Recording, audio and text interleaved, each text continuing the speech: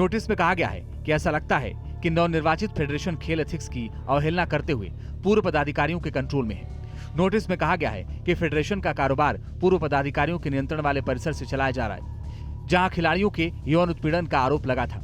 हालांकि अब ब्रजभूषण शरण सिंह कह रहे हैं कि उनका कुश्ती से कोई नाता नहीं है। तांत्रिक तरीके से, प्रजातांत्रिक तरीके से, सरकार की ही इच्छा पर, सुप्रीम कोर्ट के आदेश पर चुनाव संपन्न हुआ। पूरी बॉडी बन गई है, पूरे के पूरे मेंबर चुने जा चुके हैं। अब उनको सरकार से बात करना है या उनको कहीं कानूनी सलाह लेना है, तो ये मेरा काम नहीं है। मेरे पास बहुत काम है। WFI के निलंबन के बाद ब्रजभूषण शरण सिंह के बोल बदल गए हैं। उन्होंने कहा कि साक्षी ने भी संन्यास ले लिया, हमने भी संन्यास ले लिया है, बात खत्म। दरअसल WFI चुनाव में संजय सिंह की जीत के तुरंत बाद पहलवान साक्षी मलिक ने खेल से संन्यास लेने का ऐलान किया था। लड़ाई लड़ी, पूरे दिल से लड़ी, लेकिन अगर प्रेसिडेंट ब्रजभूषण जैसे आदमी जैसा ही रहता है,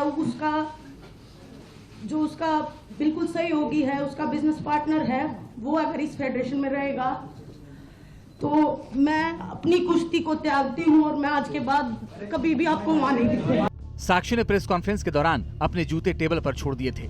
इसके कुछ देर बाद पहलवान बजरंग पुनिया ने पद्मश्री पुरस्कार लौटाने का ऐलान किया था। हालांकि कुश्ती संघ के निलंबन के बाद बजरंग ने कहा कि वो सम्मान वापस ग्रहण करेंगे। पुनिया ने ब्रजभूषण शरण सिंह के आरोपों का जवाब देते हुए कहा कि हम किसी राजनीति से जुड़े नहीं थे। हालांकि भारतीय कुश्ती संघ को निलंबित किए जाने के बावजूद इसको लेकर राजनीति जारी है। देखिए, सब कुछ गंवा के होश में आए तो क्या हुआ।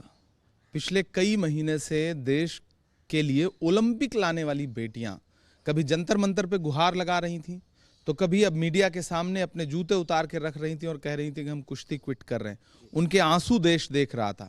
और हद तो तब हो गई कि जब बजरंग पुनिया को अपना पद्मश्री प्रधानमंत्री की चौखट पर रख करके ये कहना पड़ा कि हम इसे वापस करते हैं।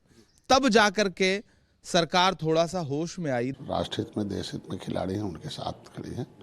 और खेल मंत्रालय जो निर्णय लिया, उनके परिस्थितियों में निर्णय लिया, खेल मंत्रालय उसके बारे में बता सकता है। अब आप तो आपके माध्यम में इससे सूचना मिली है।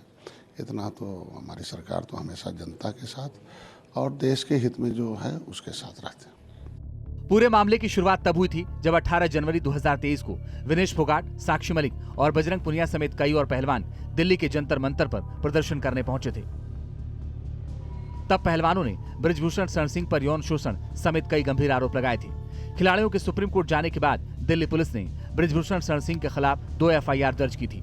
लेकिन मामला तब और गर्मा गया जब WFI का चुनाव ब्रजभूषण शरण सिंह के करीबी संजय सिंह ने जीता।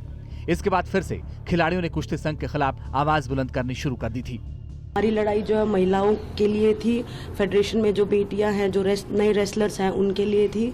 और बस ये लड़ाई हम लड़ रहे हैं अपने तरीके से, जैसे भी है। मैं तो संन्यास का मैंने अनाउंस किया है और बस यही चाहूंगी कि जो आने वाली बेटियां हैं, बच्चे हैं, उनको न्याय। यानी पहलवानों का दंगल अभी भी जारी रहेगा। Team news nation.